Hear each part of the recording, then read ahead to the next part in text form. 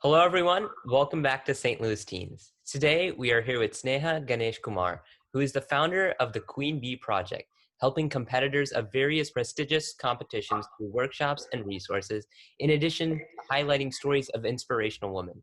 Sneha, you are the runner-up of the 2016 Scripps National Spelling Bee, champion of the literature category in the National Academic Pentathlon, competed in the National Brain Bee and the National Astrophysics Olympiad. You were recently also awarded the 25 under 25 social entrepreneurs. These are amazing accomplishments. Congratulations. And thank you for your phenomenal service to our youth. Thank you. Thank you. Sneha, thank you so much for being here with us today. Can you tell us a little bit more about yourself and what inspired you to start the Queen Bee Project? Yeah, so as you said, the spelling bee is something that I did, and I've done other competitions, but that's been the biggest influence on my life so far. How I actually got started on that is in kindergarten, I was just in a regular program, and they started the Spanish Magnet program at our school. It's basically regular school, but there'd be Spanish integrated into all of the classes. And so my parents and I were like, why not? And I was in kindergarten. So I was like, sure. I don't know. And I did it. And the same year they introduced that, they also introduced the Spanish spelling bee.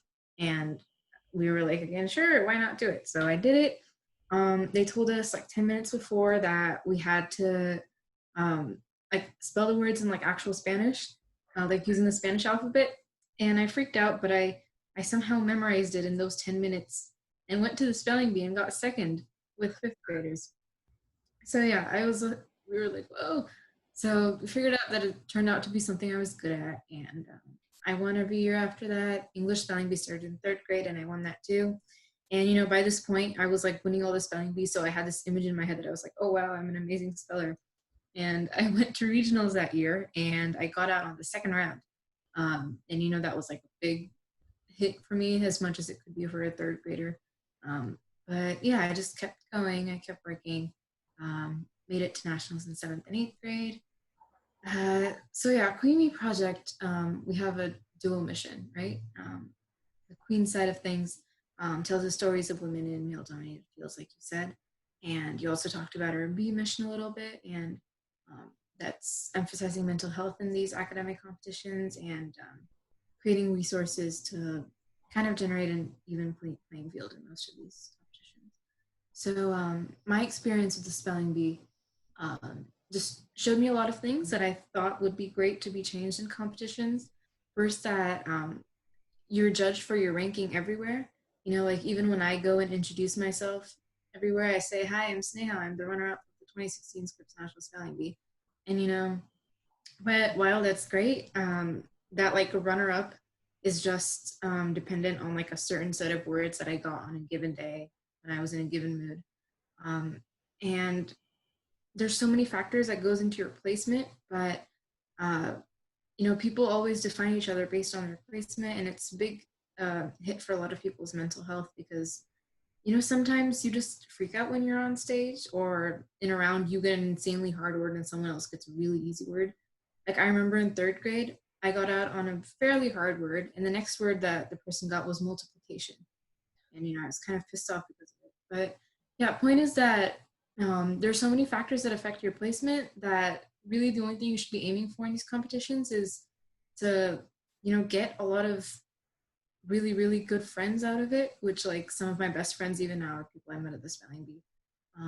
The skills you gain, like the reason I my time like this and actually able to juggle. I just got into college. I just started 2 days ago actually. The only way I'm able to juggle that, interviews like this and QueenBee Project is because of the time management skills that I learned in the spelling bee, right? So I really think that there should be an emphasis on that's the outcome of these competitions rather than, I'm going to participate in this competition because I want to win. So that was kind of what drove me to start the B side of things, now the Queen side of things. I'm sorry, this is a long story, but This is wonderful. so like I said, I started college 2 days ago.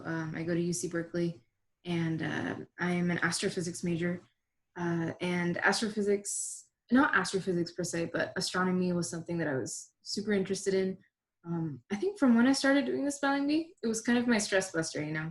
You just look at the stars and you're like, oh, and like all the stress just goes, you know, from all the words that you're studying. So yeah, it's been like a source of I don't know, relief for me for a while.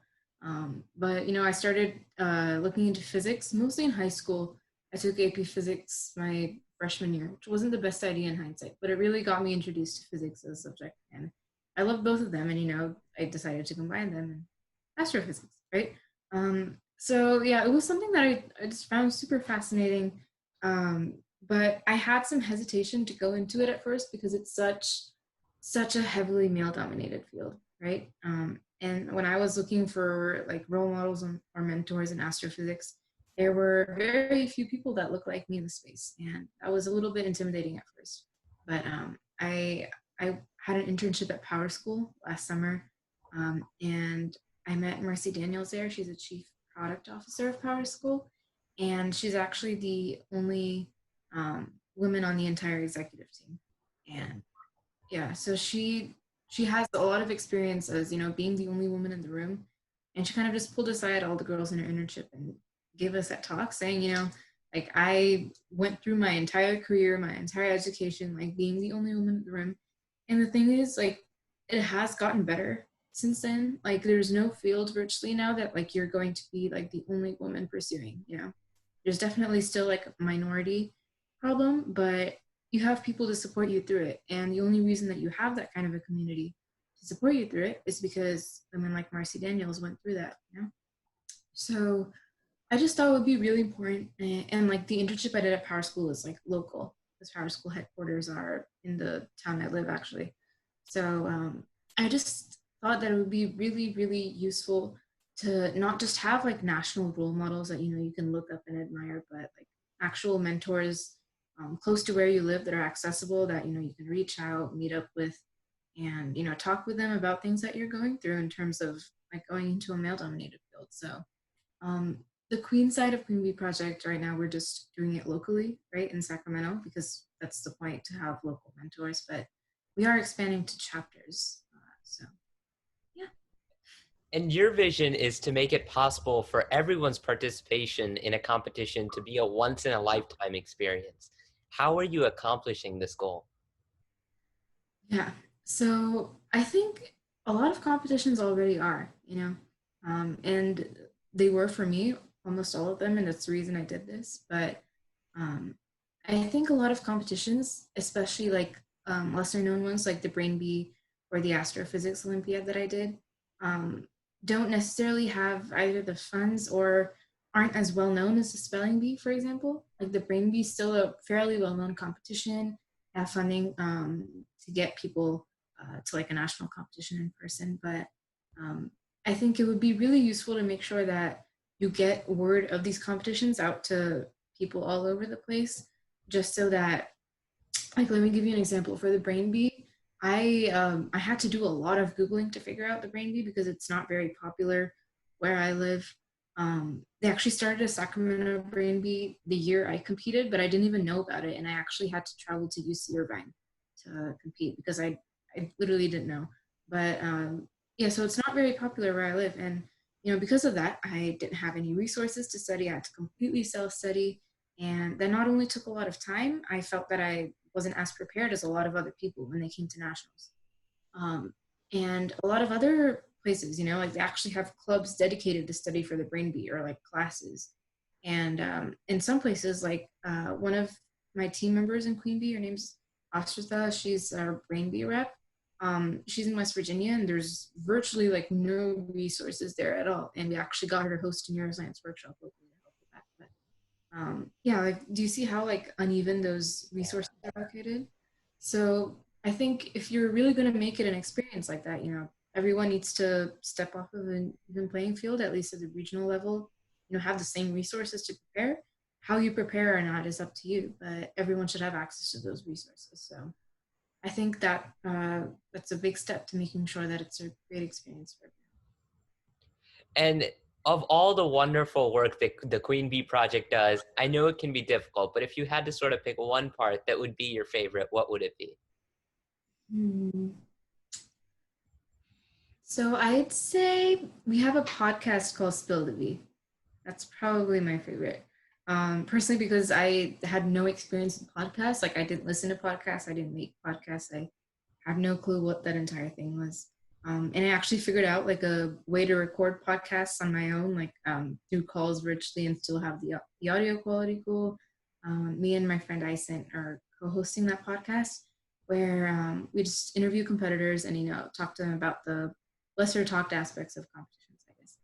Um, so yeah, it was just really fun because I used to have these conversations like through text and like FaceTime all the time, and I used to think, oh, I wish other people could hear this. Like this needs to be heard, and it was basically the same thing that I would like talk to a friend about like over FaceTime, but it was a podcast and other people heard it, and they actually like DM'd us and like texted us and said, oh wow, like I know so much more about this competition now, and I feel so much more prepared to go into it, and that meant a lot to me, like a lot. So yeah, I'd say that's probably my favorite one. Right now, we're planning for like a new season of the podcast that isn't aimed towards competitions per se, but um, college apps, especially during the coronavirus, is also a super competitive process, and a lot of people have reached out to us asking for like some advice and resources in that area. So we're kind of planning like a college season of the podcast. So that should be fun. And can you share with us some of the success stories of the program and the people that you're able to work with? So I'd say the one I shared was obviously a pretty big success story that made me feel really good. Um, I can actually share a failure story that actually taught me a lot more. Um, we we planned on hosting a spelling bee, like an international spelling bee, called the IQB International Queen Bee. The idea that we had was great, and I still stand by that. And that was host an international spelling bee, people from all over the place. Make sure that your ranking was de-emphasized, and rather, it's meeting new people and gaining those skills. Um, but the execution wasn't carried out as well because we didn't really have the team for it at the time, and we didn't put enough time into like marketing it and making sure that like the streaming was good. So yeah, I guess it just really taught me that the ideas are there and like they should be there, but it's really important to figure out how to translate that idea into like concrete tasks that you can assign to your team that can then achieve that vision. So it's definitely a process that I had no experience with before because um, I'm a classic introvert, I guess you could say. I have a massive fear of like talking to people, honestly. But I've been working on that a lot, and like going to the spelling bee. I dance, so I do recitals on stage. Things like that have helped me come out of that shell. But even now in Corona, because I'm not talking to people as much, I get nervous before I get on calls like this one. So yeah, I had no experience leading teams or doing any of that. Uh, so it was definitely a learning experience for me because I didn't really know how to manage a team effectively. And Sneha, you talked about this earlier about being a freshman at UC Berkeley and taking astrophysics, which is traditionally a very male dominated subject. And you're personally a very strong advocate for increasing female participation in traditionally male dominated career fields. What do you think are the biggest hurdles to this goal, and how can all of us play a role in helping? Yeah, so I think I I can speak to what I've faced personally. Um, One of the biggest hurdles is seeing that a field is male dominated and feeling apprehensive to go into it. Right, it's kind of a cycle. When you see a field that's male dominated, you feel scared, and less people go into it, and it just kind of repeats. But I think something that's really going to help is making sure that you have access to people that have gone through the same thing as you, right? I also think another type of thing that a lot of people have faced is obviously it's hard to directly discriminate girls in STEM, especially in like science classes and stuff. But there's a lot of like subtly putting down girls here and there. Like I know a lot of friends like their STEM teachers have treated them differently because they're like, oh, you're a girl, you don't really know this as much, and like they put them into different groups as like guys that they think are higher achieving. um, it seems like, oh, really? But it absolutely does still happen, maybe harder to spot than before, but I just think it's really important to have mentors, like I said, and just really work on developing your confidence and not letting people tell you what you can do. That's what it really boils down to, because um, people are going to tell you a lot of times, like, oh, if you're so ambitious and you pursue this kind of a career track, like I've been called too ambitious more times than I can. And if I listened to them, I wouldn't be doing all of this. I've been called that so many times, and it took me a while to figure out that, I know what I want, and you can't tell me what I should do, and I'm gonna do what I want to do. So I guess just building that, having a really, really strong support system, and having a good network of mentors. And I think that sort of go get it mentality is so important and vital for everyone. And Sneha, you're very ambitious, and I think that's an incredible thing. And you have shown that ambition and successfully competed in several national level competitions, in addition to starting a nonprofit, all as a high school student. And from the limited experience that I have with competitions, I know how much time and effort they take. How are you able to navigate competitions, high school, and run a nonprofit organization? And what have been your keys to success? Yeah. So it's really, when you look at people's, I don't know, like profiles, LinkedIn profiles from the outside, like, when you look at mine, it's like, wow, she's done so many things, so cool. And, I look at other people too, and I'm like, oh my goodness, like, oh, I wish I was like that. Um, but what that really contributes to a lot of times is hustle culture, right? And that's the idea that you need to be working all the time, like, oh, I need to do this, I need to do that. And um, I'm still figuring out how to not be affected by that. Right, like I personally studied every spare second I could get for the spelling bee when I was in kindergarten to eighth grade. And looking back on it, that wasn't efficient at all. If I had taken breaks, like I probably would have gotten the same amount of studying done, if not more. Um, so I guess that really just taught me how to effectively manage my time in terms of work-life balance, I guess. My freshman and sophomore year of high school, actually, I didn't do much other than just take my classes because I needed that time to, mentally get out of the spelling bee. And, that's basically something that I had been doing my entire life up to that point. So it took me a while to just kind of find my identity outside of that, I guess. Um, but yeah, junior year, I just thought, I think it's time. I think I know I'm interested in astrophysics. I'm just going to pursue that. Brain bee had nothing to do with astrophysics, right? But I found it interesting, so I just did it. So yeah, I just decided to go for it. Um, a lot of times it gets really overwhelming. I just think it really comes down to making sure that you have people that support you. Like there's no way that I could have done all of this without my family and my friends, right? Like they've created such a good supportive environment for me where I I feel encouraged to do whatever I want to do. So um, yeah, I just think it really boils down um, to the environment that you're in, and making sure that you're organized. This is a big deal. I was horribly organized until like last year. I had these great ideas, but I forget them. I'm a forgetful person, like on the short term side. Just kind of funny because like I memorize things for competitions and that works really well, but like all the short term things I just forget. It's bad. But yeah, anyways, yeah, I was really badly organized. But once quarantine started, I told myself, I'm gonna get my act together. I use Trello to organize my tasks and my team tasks. Google Calendar, right, obviously for classes and stuff, and Notion to just kind of write down things and get them out of my head and onto paper. So yeah, just play around with tools that work for you, right? Organizing helps a lot. And I guess two big things I've learned, especially during quarantine, is to make sure that the space that you spend a lot of your time in kind of just matches your vibe. Because like the room that I'm in right now, I've been in for the past 4 years. It's my study room, but I've obviously changed a lot as a person in the past 4 years. So I've been putting some time into redecorating it and like making it feel like my own. It might seem like a waste of time, but I guarantee you it makes you feel way better.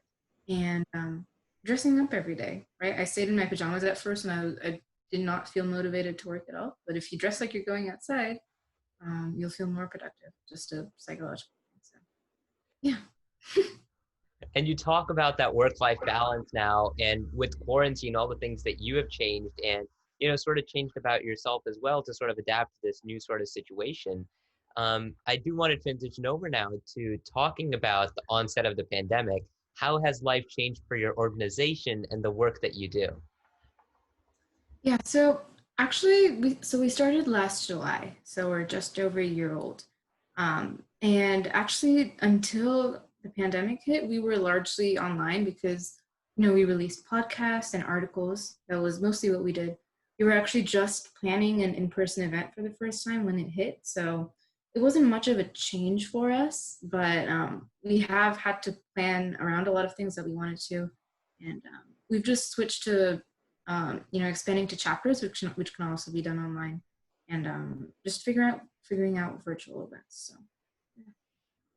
And Sneha, what would your message be for teens who are aspiring to become social innovators and leaders like yourself? Yeah. So okay, the biggest thing I can say. So I didn't have social media until last year, right? I got it, I think, last May, right before I went to the spelling bee.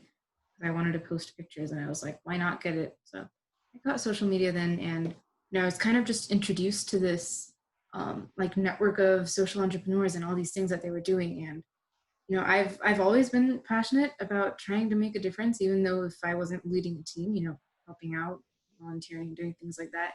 And when I saw people starting nonprofits, I got super excited. And I'm like, that's what I'm going to do. But I came to learn soon enough that a lot of people start nonprofits solely for college apps and to stand out on college applications. And while that wasn't my motive, because I started it like I think junior year summer, so I was already applying to college by then.